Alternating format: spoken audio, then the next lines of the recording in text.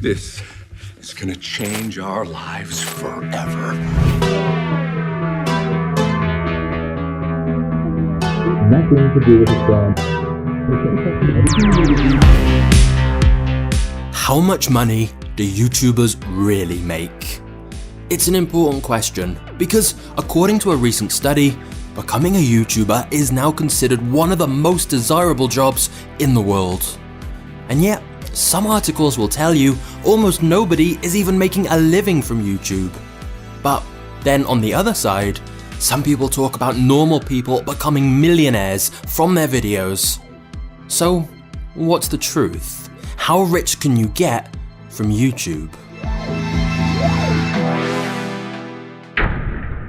In this video, we're answering how YouTube ad revenue works, how much money you can make from YouTube, and all the other ways some YouTubers profit from their channel, including some monetization tricks you may want to use yourself. For example, I'll be explaining how a video with less than 1,000 views made me over $500, and yet a video with 10,000 views made considerably less.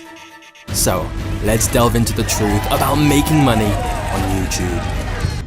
Now, in terms of how much ad revenue all of that earned in 2020, the main channel here earned a whopping $2,082,858.68. I think I'm about $30,000 in credit card debt right now. No. Yeah.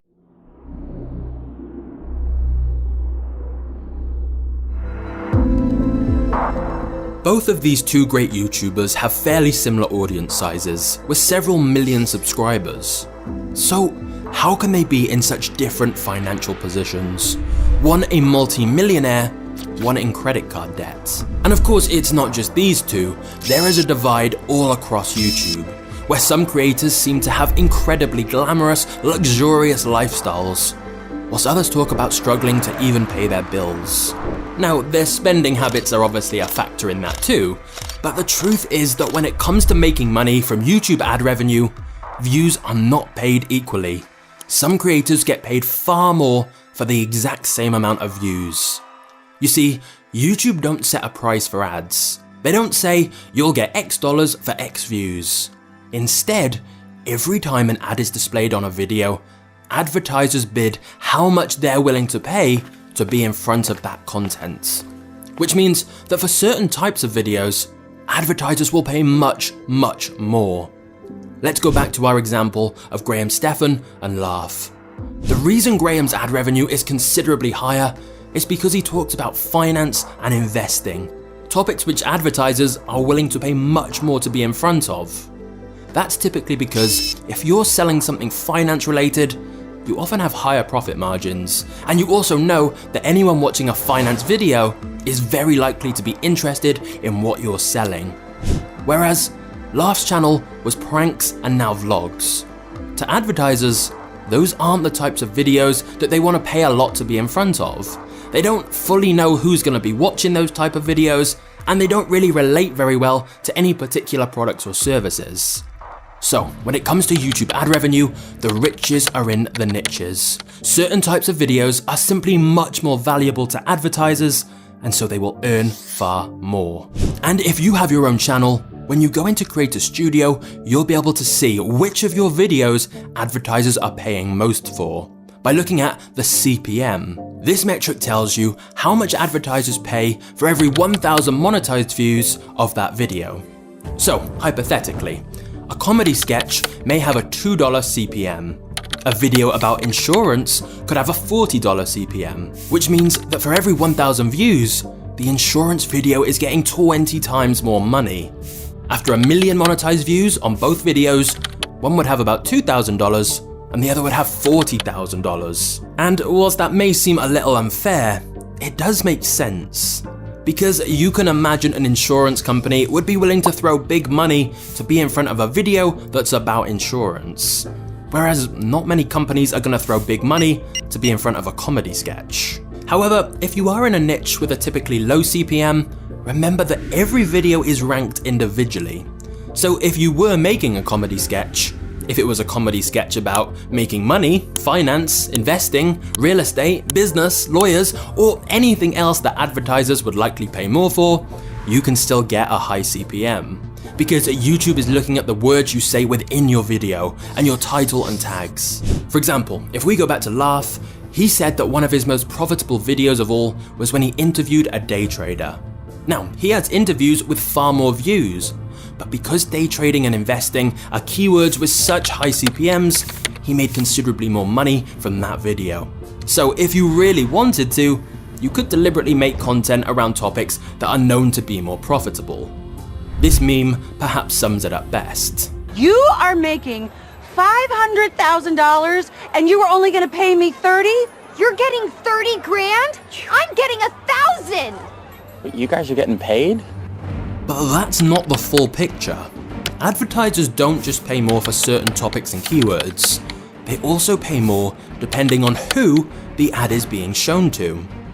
For example, most advertisers will pay considerably more for views from people in first world countries, especially America and the UK, simply because they know people in these countries typically have a higher amount of disposable income to spend on their products and services. After all, it's a bit pointless running an ad for a $500 product in countries where the average citizen could never afford that. In fact, because of the large amount of data Google has on most people, advertisers can target their ads based on a huge amount of different factors, even things like interests and estimated household income. So, the amount a YouTuber earns is not just based on what their video is about, but also who is watching it and how much advertisers are willing to pay to be in front of those types of people. Because advertisers will bid more to be in front of certain demographics and topics, which will drive the CPM up, so the creator earns much more money. And so you can see why a site like Social Blade that tries to estimate YouTuber earnings is never going to be accurate. You can see here, they're guessing the CPM is between 25 cents and $4, which for many channels is incredibly low. And even if it is between that range, there's a big difference between 25 cents and $4 per 1,000 views. So Social Blade can't possibly give you a reliable estimate of ad revenue. But hold up, because this is just the tip of the monetization iceberg. For the richest YouTubers, ad revenue is not how they make most of their money.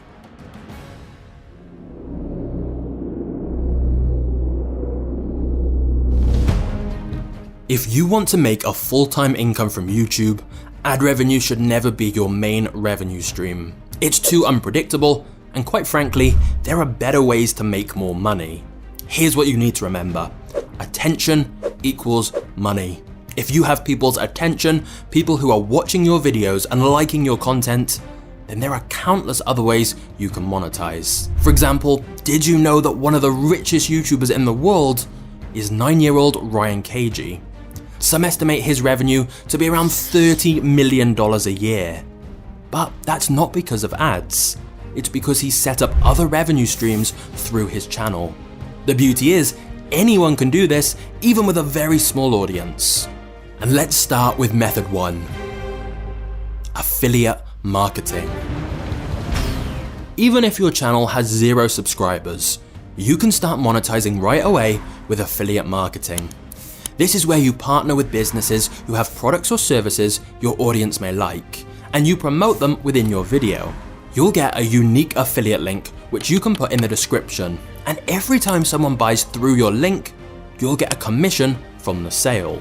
You don't have to deal with making the product, shipping it, managing it, customer support, anything. Just make sure it's a great product you think your audience will genuinely like, and then you can promote it and get commission on every future sale made through your link, even months or years later after posting the video. You can find products to promote through affiliate marketplaces like ClickBank, but you can also try reaching out to businesses directly if there's something specific you want to promote. As for how much YouTubers can make with this, it varies wildly. If they're using something like the Amazon affiliates program, it won't be a lot of money, possibly a few $100s at most, because they're getting such a tiny percentage of the sale. But if they're promoting something like a digital course or software, it's likely they may be getting 50% or even more of the sale, because the business doesn't have any costs to make more copies, And so there are affiliate deals I've seen where YouTubers are getting several $100s per sale, sometimes even more. But now let's look at the second way YouTubers monetize their channels, which is sponsorships. This is where instead of getting a percentage of the sale, like affiliate marketing, you get a fixed amount up front to advertise a product or service within your video. Once again though, don't think sponsors are just for the big channels. This channel started getting sponsorship requests not long after 1,000 subscribers.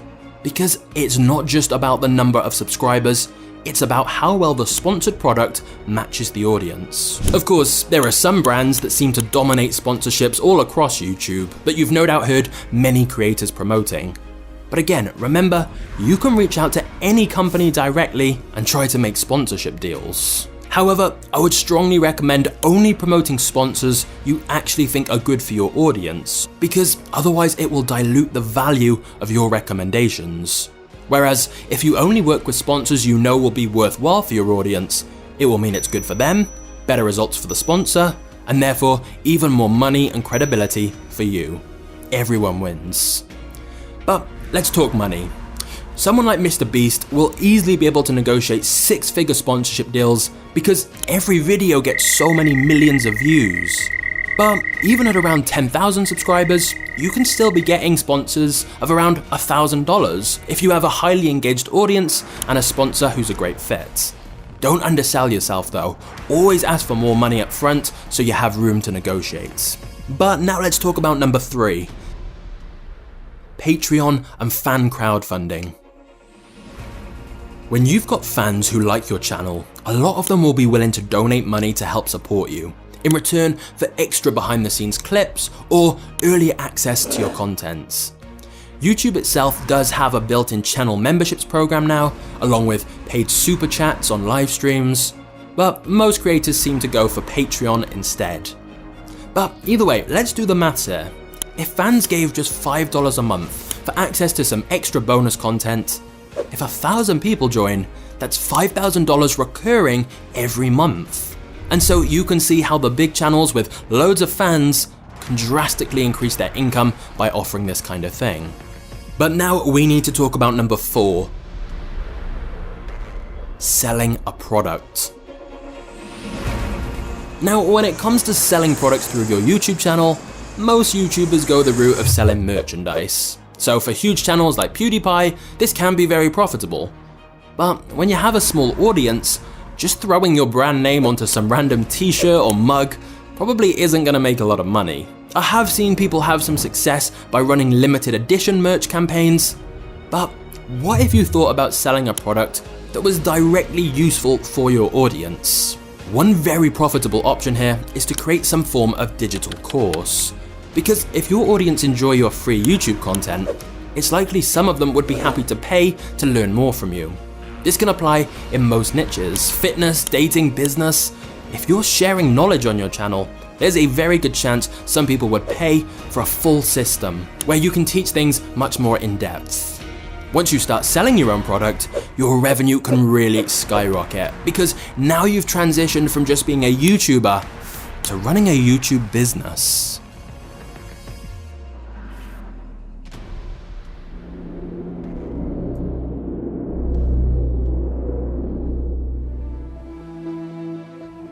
On this channel, I use the word magnate a lot, which just refers to someone very wealthy and successful within business.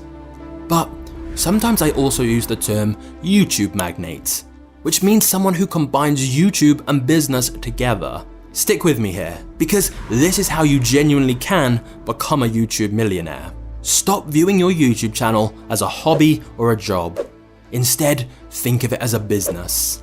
Because once you introduce all the different revenue streams we just talked about, especially the last one where you sell your own product, or even your own service like coaching, it becomes more than just a YouTube channel. The YouTube videos become free marketing for the products and services that you're selling. And that's where the real big money is. And let's be clear, this definitely doesn't mean your videos should suddenly start feeling like ads, where you're spending half the time just selling people things. But if you look at creators who are making a lot of money, most of that income is not directly from YouTube.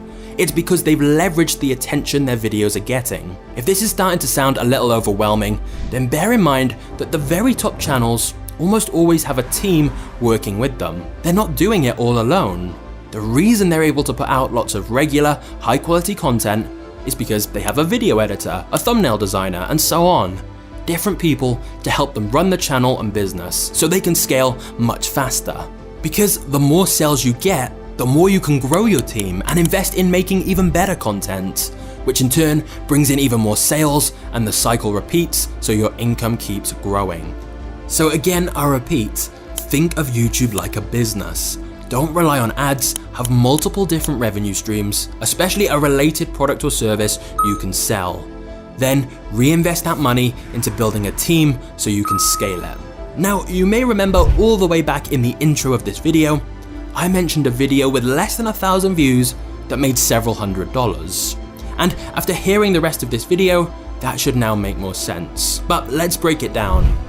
Number 1, there was an affiliate link within that video, and every sale through that link earned me $100, and so far it's had 3 sales. But number 2, there was also a link to the sales page for our own digital product, a course called the YouTube Business Blueprint, and we were able to track that one of the sales for that came from this particular video. But then there's also reason number 3, that this video has a very high CPM because of the topic. So if this video does take off and get more views, every 1,000 monetized views would be worth this much. So if it got 100,000 monetized views, it would make this much from ads alone. Now remember, not every single view will be monetized, but hopefully you can see that you don't need millions of views to make a lot of money on YouTube. You just need the right approach. And so this is why some creators can earn so much more than others, even if they get a similar amount of views, because there's so many different ways that you can monetize. But if you are interested in building a business with YouTube, like we've talked about, then feel free to grab the first module of our YouTube Business Blueprint for free by clicking the link below. I'm not sure how long left we will be giving this away for free, but if the link is still there when you're watching this, you can get it and you'll learn all about this stuff in much more detail so you can get started yourself. But now, if you're wondering who the richest YouTubers of all actually are, you can click on the video on screen now for a list of the top 10 along with how much money they make. Or alternatively, maybe you want to know how the YouTube algorithm works, in which case check out this video right here. I hope you enjoy, and I will see you next time.